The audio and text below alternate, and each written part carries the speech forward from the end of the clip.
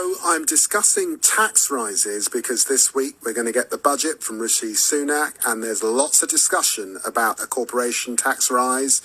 But tax rises in the medium term, getting your views, call me on 0345 6060 973 or text me at 84850. Do you want to see taxes rise? Can you afford taxes to rise? If you're a business that has to pay corporation tax, what's your advice to Rishi Sunak over this next period? Are you worried about the level of borrowing? Someone's got to pay for it. Who should pay for it? Should we all pay for it? Should the rich pay for it? Should the companies that have made money over this downturn pay for it? Or frankly, should every business in the country pay for it? Do we want to see a return to austerity? Because I'm afraid the austerity that we had before, I just don't think people can take it. I'm joined by Jonathan Davies, who's a chartered wealth advisor and economist. Jonathan. Hi, David. Thanks so much for joining me. We've talked a lot about tax rises, but the other fear, of course, which was mentioned very briefly by Anne McElvoy earlier, is inflation. What's your view, Jonathan?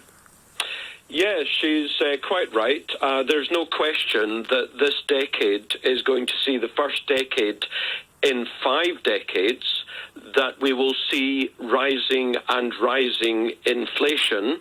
And we can tell that by looking at such things as the oil price, which has doubled or trebled over the last 9 or 10 months, major input to the inflation indices.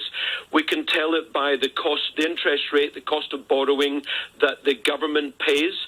Indeed, just in February alone, their interest rate that they're paying has gone up from 0.3% per annum to 0.8% per annum by the end of the month, just in 1 month, because the markets see inflation coming, so they're raising the interest rate that they're charging the government. And the thing is, David, that no one in politics, no one in the media is talking about. Inflation is the biggest tax of them all. The middle class will be shafted yet again. Just explain, Jonathan, for those, because there'll be those of a I do remember inflation. I remember inflation during the late 70s, early 80s. Just tell people this, because there's been an era of low interest rates. If you're paying a mortgage, years and years we've had low interest rates. Let me be absolutely clear. It started under Tony Blair and a Labour government. 10 consecutive quarters of growth, and we had low interest rates. But a lot of people don't know what inflation looks like. What's the reality of inflation? Well, the reality is not what you just said there. The reality is not that we're going to just see inflation. The reality is that we're going to see rising inflation for the whole decade. That's what we haven't seen for 5 decades. The last time we saw sustained rising inflation was the very early part of the 1970s. Since then, inflation has been coming down for 4 or 5 decades.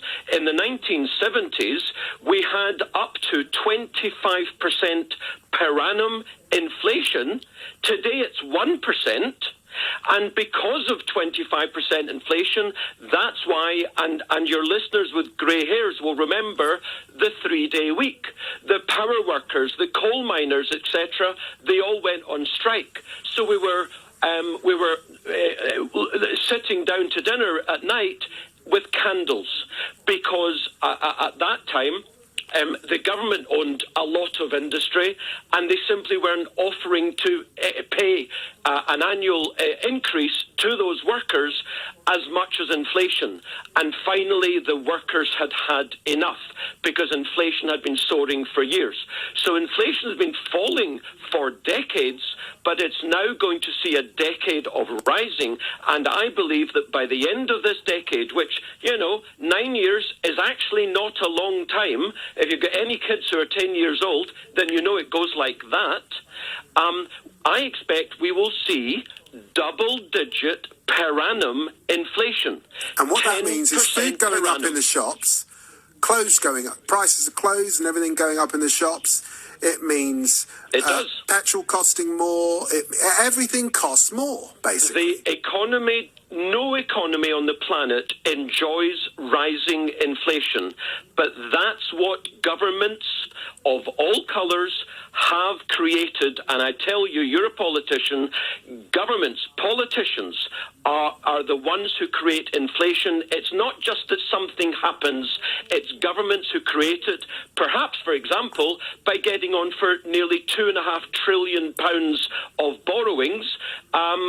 For example, perhaps by keeping interest rates too low for too long, perhaps by paying people higher than above inflation for too long, and that's what creates inflation.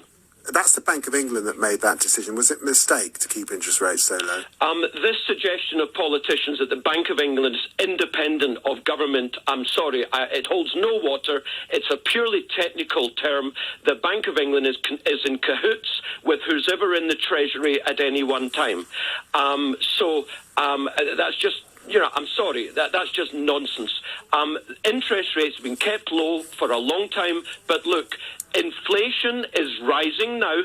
I wouldn't be surprised if it's 2 or maybe even 3% by the end of this year, because we know what's happening to oil. As I say, for example, it's going to get more and more difficult for people, normal folk. In the first couple of years of rising inflation, they'll not see it so badly, but within 2 or 3 or 4 years, as inflation really takes off and earnings are not doing so and the economy is not doing so, it's going to hurt a lot. As I say, this is something that we haven't experienced in 4 or 5 decades, and people need to wake up to this reality. Jonathan Davis, thank you so much for calling in with that very strong view on the challenge of inflation.